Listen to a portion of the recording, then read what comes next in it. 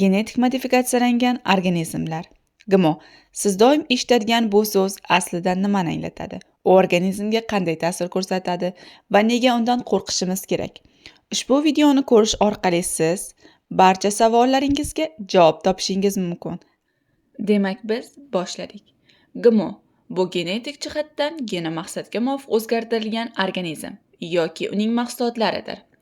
Aslida odamlar ming yillar davomida o'simlik va hayvonlarni genetik jihatdan o'zgartirib kelganlar. Bu esa sun'iy tanlash natijasida sodir bo'lgan. Bunga misol qilib, har yili ekkan o'simligingiz urug'ini doim eng yaxshi va eng katta mevada olib qo'yishingizni keltirishimiz mumkin. Sodiq do'stingiz esa bir paytlar bo'ri bo'lganini ham juda yaxshi bilasiz. Shunday qilib siz aqlli ish qildingiz va sizga foydali bo'lgan o'simlik va hayvonlarni ko'paytirdingiz. Agar odamlar ming yillar davomida genlarni o'zgartirayotgan bo'lsa, bu bilan hozirgi GMO atamasining farqi nima?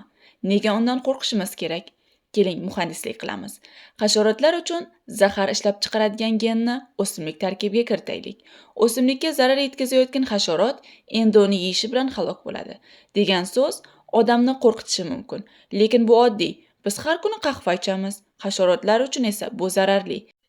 Biz har kuni shokolad yeymiz. Itlar uchun esa bu halokatlidir. O'simlikka kiritilgan ham xuddi shunday. Faqatgina hasharotlar uchun zararli bo'lsa, bizga esa ta'sirsiz. Bu turli gerbitsidlar qo'llashdan ancha zararsiz hisoblanadi. Nazarimda hozirgi kunda ko'pincha zararli o'simlik va hasharotlarga qarshi kurashning doimiy usullari afzal ko'rilmoqda. Balki bu uning narxi bilan bog'liqdir. Lekin biz GMOlarga dushman ko'zi bilan emas, ittifoq sifatida qarashimiz kerak. Keling, bir necha aniq faktlar bilan bo'lishamiz. Baqlajon Bangladeshda muhim ekin hisoblanadi. Lekin ko'pincha butun hosil zararkunandalar tomonidan yo'q qilinadi. Hatto ularga qarshi kurash vositalariga ham chidamli bo'lib ketishgan. Natijada butun ekinlarning nobud bo'lishiga olib keldi.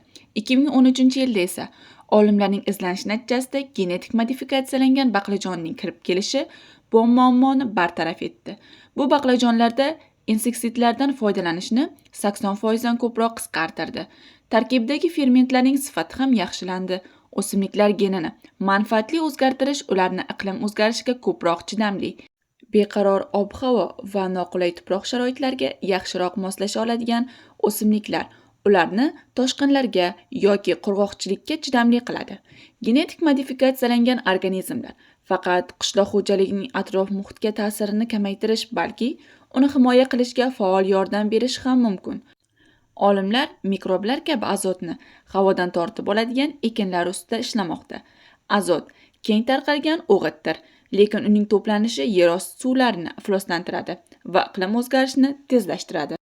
O'z azotini yig'adigan o'simliklar bir vaqtning o'zida ikkita muammoni: rivojlangan davlatlarda o'g'itlardan ortiqcha foydalanishni va rivojlanayotgan mamlakatlarda esa uning yetishmasligini hal qilishi mumkin bo'lgan Xalqaro milliy markaz hisob-kitobiga ko'ra 2050-yilga borib bizga 70% dan ko'proq ozuqa kerak bo'ladi. Bunda bizga GMOlar yordam beradi va bu biosferani saqlab qolish uchun eng kuchli qurolimiz bo'lishi mumkin. Iltimos, o'z fikr-mulohazalaringizni quyidagi izohlar bo'limida qoldiring va bizga obuna bo'lishni unutmang.